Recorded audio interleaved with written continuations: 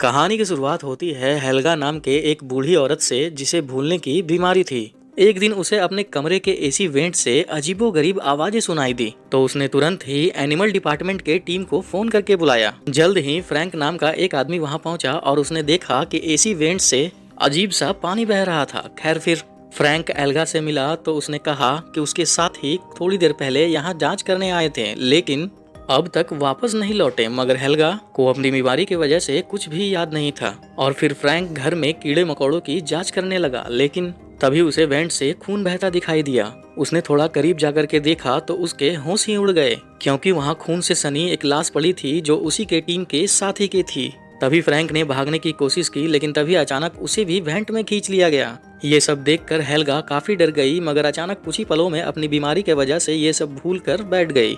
बाद में उसे फिर से वेंट में से अचानक सी आवाजें सुनाई दी। खैर फिर हम देखते हैं कि आज से 4 दिन पहले एक आग का गोला अचानक से इस बिल्डिंग पर आ गिरा था। उसमें एक मकड़ी को जन्म दिया। ये बिल्डिंग गल्टर नाम की एक औरत की थी, जो असल में हेल्गा की बहन थी। थोड़ी देर बाद हेल्गा की पोती शार्लेट वेंट से होते हुए गंटर के कमरे में आ पहुंची। असल में वो गंटर की गुड्डियों की कलेक्शन चुराना चाहती थी। फिर तभी उसकी नजर उस मकड़ी पर पड़ी और वो उसे एक डिब्बे में बंद करके अपने साथ ले आई। उसने अपने कमरे में जाकर उस मकड़ी को एक कांच के डिब्बे में बंद कर दिया, पर तभी उसका सौतेला बाप ईथन वहां आ गया, क्योंकि गंटर ने शार्लेट की उससे शिकायत की थी। तब उसने शार्लेट को समझाया कि किसी कमरे में चोरी छुपे घुसना अच्छी बात नहीं होती, लेकिन शार्लेट ने उसकी एक बात नहीं सुनी, क्योंकि ईथन को वो अपना पिता नहीं मानती थी। बाद में हम शार्लेट की माँ हैदर को देखते हैं, जो अपने छोटे से बच्चे लियम को संभाल रही थी। हैदर ने शार्लेट को लियम को संभालने की जिम्मेदारी दी और खुद बाहर चली गई। कुछ देर बाद शार्लेट को एक कॉकरोच दिखा तो उसने उस कॉकरोच को पकड़ के मकड़ी को खाने के लिए दे दिया, और वो मकड़ी एक ही झटके में इतना बड़ा कॉकरोच निगल गई। तभी शार्लेट ने खुश होकर उसका नाम स्टिंग रखा। खैर रात को ईथन उसके कमरे में आया तो उसने स्टिंग को डब्बे में देखा। उसने आज तक ऐसी अजीबोगरीब मकड़ी नहीं देखी थी। तभी शार्लेट ने वहां आकर ईथन का ध्यान भटकाने की कोशिश की, क्योंकि असल में उसे स्टिंग से लगाव हो गया था। खैर ईथन ने उसे बिस्तर पे सुलाते हुए कहा कि वो उससे बेहद प्यार करता है, मगर शार्लेट ने कोई जवाब नहीं दिया। फिर शार्लेट के सोने के बाद स्टिंग अपने आप डब्बे से बाहर निकल गया और घूमते घूमते गंटर के कमरे में आ पहुंचा। वहां उसने गंटर के तोते को बुरी तरह डरा दिया। फिर अगली सुबह शार्लेट का पूरा परिवार अपने कामों में लगा था कि अचानक उन्हें गंटर की चीखने की आवाज सुनाई दी।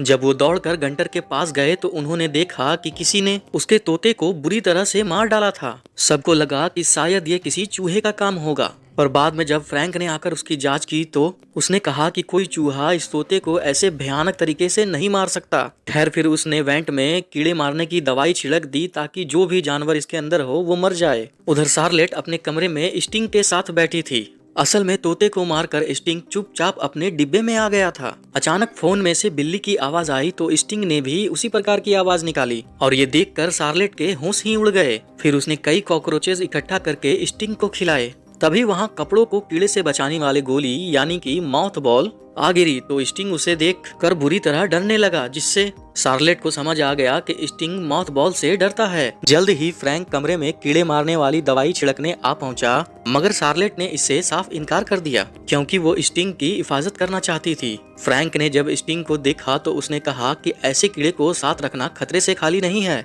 फिर शार्लेट उसकी बात मानने को तैयार ही नहीं थी। फिर रात को स्टिंग एक बार फिर डब्बे से निकलकर एसी वेंट से होता हुआ मारिया के घर पर आ पहुंचा। उसे देखकर मारिया का कुत्ता बेहद डर गया और फिर स्टिंग ने मारिया के चेहरे पर ही काट लिया। मारिया जोर से नीचे गिर गई। फिर उसने उठकर अपना चेहरा देखा तो वो एक बार फिर से गिर गई, क्योंकि वो पैरालाइज हो गई थी। स्टिंग धीरे धीरे उसके मुंह में घुस गया और आखिरकार उसका पेट चीरते हुए बाहर आ गया, जिससे मारिया की मौके पर ही मौत हो गई। खैर फिर अगले दिन शार्लेट बिल्डिंग में रहने वाले अपने दोस्त एरिक से मिलने गई।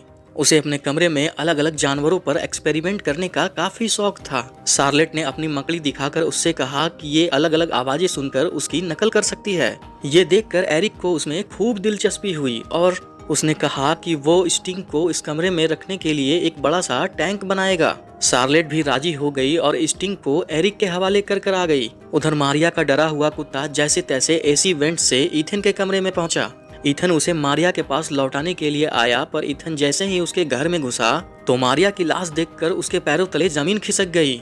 उसने तुरंत पुलिस को कॉल करके इसकी जांच करने को कहा। इधर बिल्डिंग में रहने वाले लोग अब परेशान हो गए थे, क्योंकि पहले एक तोते का कत्ल हुआ और अब मारिया का। खैर, पुलिस के जाने के बाद ईथन ने रिक को अपने कमरे में बुलाया और उसे बताया कि स्टिंग बेहद खतरनाक है और उसे यहाँ पर रखना सबके लिए मुसीबतें पैदा कर सकता है। एरिक को लगता था कि बिल्डिंग में हुए कत्ल के पीछे स्टिंग ही है।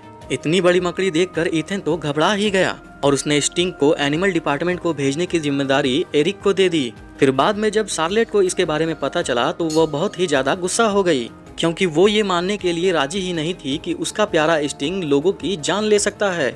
शार्लेट ने गुस्से में ईथन से कह दिया कि तुम मेरे बाप नहीं हो, तो बनने की कोशिश भी ना ही करो तो अच्छा है। फिर उसने कहा कि काश वो अपने असली पिता के साथ थाईलैंड में रह पाती। इस पर ईथन भी कुछ पलों के लिए अपना आपा खो बैठा और उसने शार्लेट को सच बता दिया कि उसका असली बाप इसी शहर में रहता है, मगर अपनी बेटी से मिलना नहीं चाहता। ये सुनकर शार्लेट का दिल टूट गया और वो फूट फूट कर रोने लगी। इस पर हैदर भी ईथन पर गुस्सा हो गई, क्योंकि उसने सच बताकर उसका दिल तोड़ दिया था। वहीं दूसरी ओर हम देखते हैं कि एरिक ने स्टिंग को एनिमल डिपार्टमेंट को सौंपने की वजह उसके लिए एक बड़ा सा टैंक बना दिया था, ताकि वो उसमें तेजी से बड़ा हो सके। वो उस मकड़ी की शक्तियां देखना चाहता था, ताकि बाद में वो उसे अपने फायदे के लिए इस्तेमाल कर सके। आखिरकार वो इतना बड़ा हो गया कि वो उस टैंक में भी नहीं आ रहा था।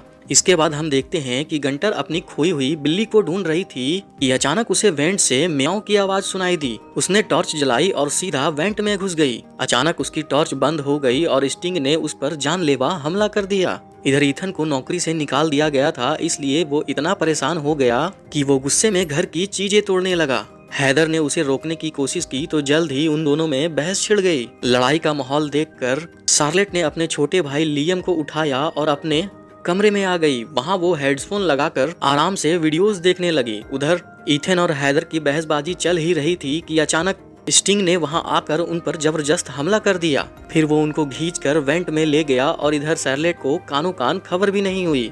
बाद में उसने मारिया के कुत्ते को जोर जोर से भौंकते हुए सुना तो वो उसे देखने गई। तभी अचानक स्टिंग आया और वो कुत्ते को भी वेंट में ले गया।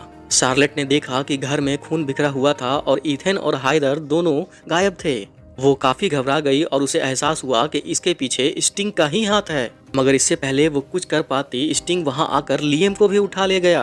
ये देखकर शार्लेट बुरी तरह रोने लगी और इसका जिम्मेवार अपने आप को ठहराने लगी। तभी अचानक उसे याद आया कि स्टिंग मॉथ बॉल से डरता है। उसने तुरंत मॉथ बॉल का पाउडर बनाकर पानी में मिलाया और इस पानी को पिचकारी में भरकर स्टिंग को ढूंढने के लिए निकल पड़ी।